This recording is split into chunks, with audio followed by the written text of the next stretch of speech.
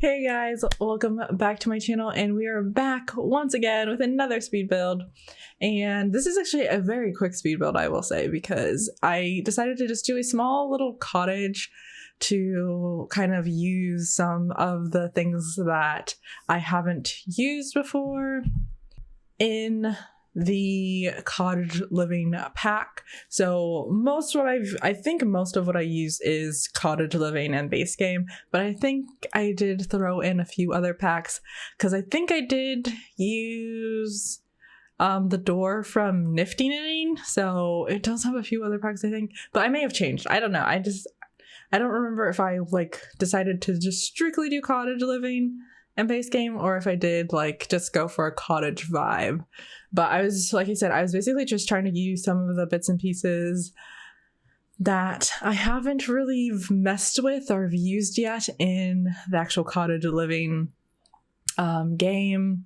So that's what I'm doing in this build, and I'm actually really proud of myself because normally with builds on a regular basis I take a good 2 hours. Part of the reason why it does take me so long with builds, I will say though, is because I'm typically watching Netflix or YouTube or something. I'm never fully just focused on the build unless I'm filming it face cam and all live. That's the only time my sole attention is just on the build. But when I'm doing speed build kind of builds, I am definitely watching something else. I'm not solely focused on the speed build or the build in general. But I wanted to just do a small little single bedroom tiny cottage. So this, you probably, if you do have tiny living, you could probably put it on a tiny home thing. It probably is a tiny home. I mean, I don't know exactly how many tiles. The front porch situation will make it more tiles and stuff. So, I mean, at least the bare minimum, it's definitely a small home. It's definitely not over 100 tiles, I don't think. But as you can see here, even though it is a small little build, I am struggling with placing some items because I did want to have a kind of an island kind of vibe, so that could act as a dining table instead of actually putting an actual table in there, but that just wasn't fitting right. And the couch that comes with cottage living is not my favorite. I will say it's not my favorite, but I did use it in here just to use it because I haven't really used it before. I think honestly, I love most of the things in the cottage living stuff. I love the fridge because it kind of reminds me of a Smeg fridge and stuff like that. And I think that has such a nice aesthetic. Another problem that I had with this pack is the swatches with the tables and stuff. I feel there was just not enough that matched in my head, at least, on how I think colors should go and everything. So that was a real big struggle for me. I keep on going back and forth with the different swatches to find something, because I wanted to use a cute pattern, but then with the chairs and then the actual table front wood coloring, I just could not get anything that I actually liked that I really thought matched. So I struggled with that a lot, but all in all, I think I did pretty well with just using all the different patterns and colors and stuff like that to make a cute little cottage build.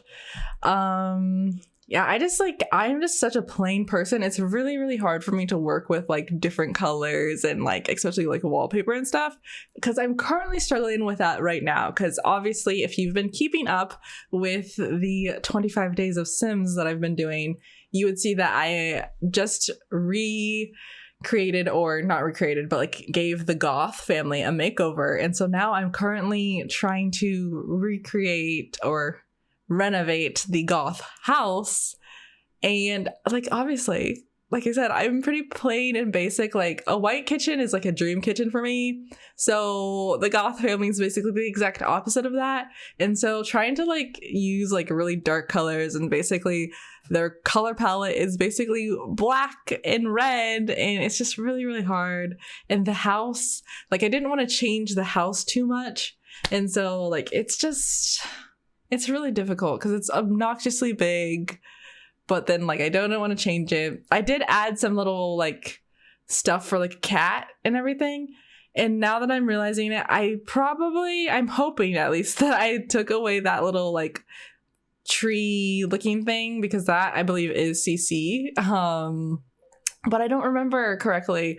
I think I do, because I probably, when I was putting it on the gallery, I probably realized then that was CC or something.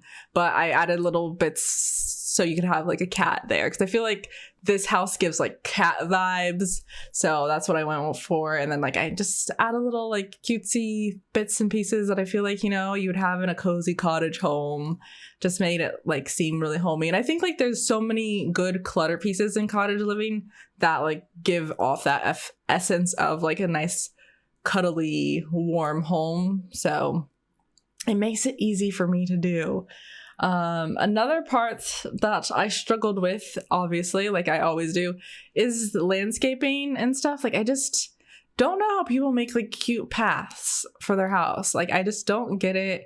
It's very hard for me, because I wanted to have the path like go to the backyard and everything, but I also feel like this lot is just like a bit smaller. I don't know, when it comes to like width, or I don't know, whatever length that is, or the house is like front to back. I think that section is just like smaller and tighter, whereas it is quite like bigger that way. But I don't even know if what I'm saying is making sense, but I felt like it was really hard to have like a decent backyard and everything. But I tried to like make it like, you know, have decent landscaping and stuff, because, you know, I feel like you'd have that in that kind of house, and I wanted to, you know, make it seem like it was a house that's been there for a long time. So I added the little viney bits and pieces and everything, and then I added in like a little bit of like farm-esque stuff to it as well, since it is the cottage living pack. Basically, I guess what I was trying to do too was just use every single bit of cottage living that I could. So that's what I'm doing now, just adding little bits and pieces.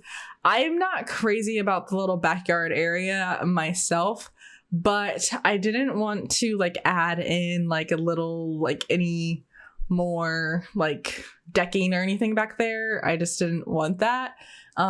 So I kind of just try to keep it really simple with doing like a patio kind of situation instead.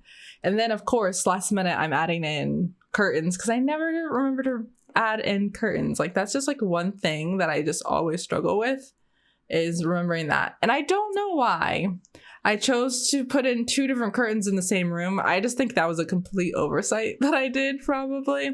Now that I'm looking at that. But this build is coming to an end, and so I will do a little closeout with you guys. So if you guys enjoyed this video, you guys can go ahead and give this video a thumbs up. You can also give this video a nice, wonderful comment down below. And if you enjoy videos like this, or just enjoy my content in general, you can also subscribe to my channel for more videos. Thank you guys so much for watching. I will see you guys soon. Bye.